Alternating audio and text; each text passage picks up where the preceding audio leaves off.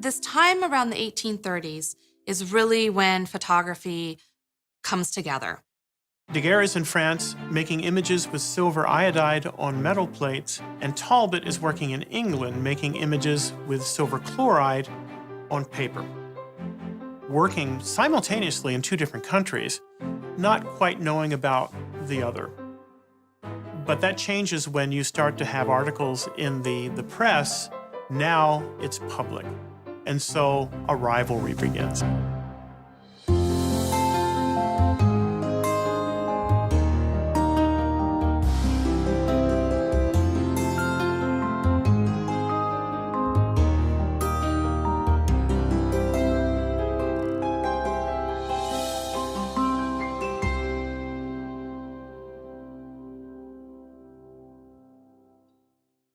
William Henry Fox Talbot is a gentleman scholar in England living in an old abbey in the village of Laycock. He was a member of the House of Lords. He was a wealthy individual who had many, many interests. Talbot is on his honeymoon in Lake Como in Italy, and he's trying to make drawings with a camera lucida. He's trying to do pencil sketches and realized that he has no skill whatsoever in drawing.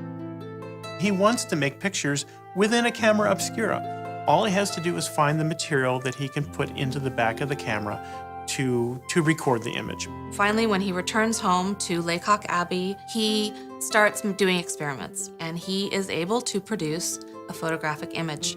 Talbot is making images by using silver chloride in the production of making what he called photogenic drawings, which are essentially just coating paper with salt, coating paper with silver nitrate, and place a fern or objects on top of the paper. Put a piece of glass on top of that and lay it in the sunlight. It will darken. Up to that point, it's not so much different than what Wedgwood did. But Niepce and Wedgwood could not figure out a way to keep the drawings. What Talbot discovers is that if he takes that image and puts it into a stronger solution of salt water, all the areas that were not exposed to light, all the areas that didn't turn to metallic silver become less sensitive. They are not removed completely, but he can show them to people in the house. You can see them by candlelight. This is the type of camera that Talbot used in his earliest experiments with photogenic drawing. Many of them are still around, and you can see them as long as you don't bring them out into too much light. Usually when you see them, they're sort of under a piece of velvet. So it feels like this intimate experience of looking at a photograph in its first days.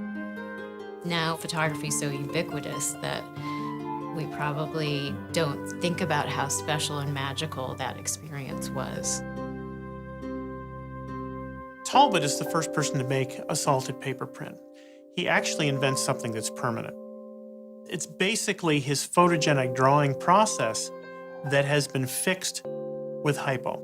Sodium thiosulfate is the modern term. Its potential of removing silver halide is discovered by Sir John Herschel. Salted paper prints, because of the way they're made, where the image material sinks into the paper, tend to have a less crisp look to them. There was sort of this dichotomy between the crisp, clean, almost three-dimensional quality of the daguerreotype and the softer, almost more granulated sensibility of the salted paper print. So that sort of got reduced to information versus artistry in the early years of photography's history. Talbot improves the photogenic drawing process by switching from silver chloride to silver iodide, the same silver halide that Daguerre uses in his process. The latent image calotype process that he invents in 1840 allows him to make a little bit of an exposure. And then he develops out the invisible image to a visible image using gallic acid. And so now he can put this into a camera and actually do pictures of living human beings. He can then make photographic negatives, and after those negatives are fixed with hypo, he can then place those on top of a second sheet of sensitive paper, expose that to light, and now he makes a positive proof. So he has negative, and positive. He essentially introduces the negative-positive potential for photography that becomes the standard of photography until the invention of digital photography. The rivalry between Daguerre and Talbot continues today. There are champions of Talbot and the champions of Daguerre. Both camps feel that their man invented photography. In fact, it's all photography, just a different type.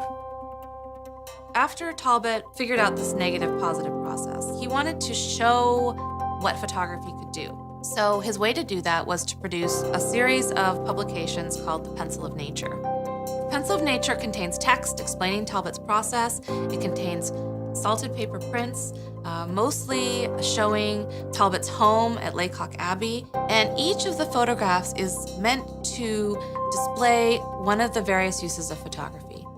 Talbot's showing the reproducibility of the photograph, which really became one of the most important aspects of the medium.